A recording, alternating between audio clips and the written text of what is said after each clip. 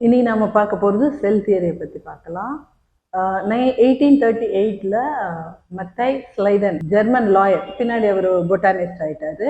அவர் என்ன பண்ணாருன்னா நிறைய அவரோட ரிசர்ச் எல்லாம் பண்ணிட்டு பிளான்ட் வந்து வேற வேற டிஷ்யூஸ் வச்சிருந்தாலுமே இது எல்லாமே செல்லால் ஆனது, ஒரு சிமிலாரிட்டி இருக்கு எல்லாத்துலேயும் அப்படின்னு ஒன்று கண்டுபிடிச்சாரு.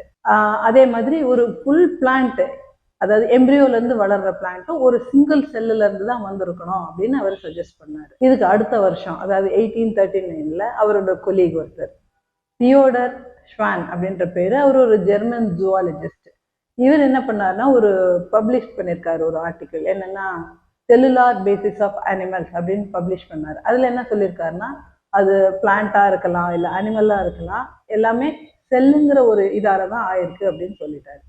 ஸோ இந்த ரெண்டு பேரோட தியரிஸை கம்பைல் பண்ணி தான் செல் தியரியோட ஃபர்ஸ்ட் 2 டெனன்ஸை கொடுத்துருக்காங்க. முதலாவது என்னன்னு பார்த்தா அது பிளான்ட்டாக இருந்தாலும் சரி அனிமலாக இருந்தாலும் சரி அது ஒன்று அல்லது அதற்கு மேற்பட்ட செல்லால் ஆனதாக இருக்குது.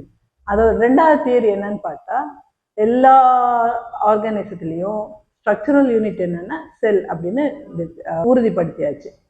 இவங்க சொன்ன ஒரே விஷயம் என்னன்னா இந்த செல்லெல்லாம் நான் செல்லுலார் மெட்டீரியல்லேருந்து வந்தது, அதாவது ஸ்பான்டேனியஸ் ஜெனரேஷனை இவங்க சப்போர்ட் பண்ண மாதிரி இருந்தது.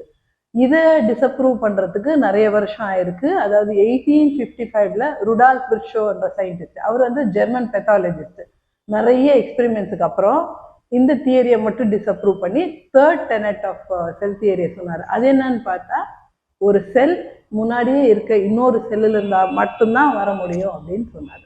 ஸோ இதுதான் தேர்ட் டெனட். மொத்தம் 3 டெனட் கொடுத்த செல் தியரி இதுதான்.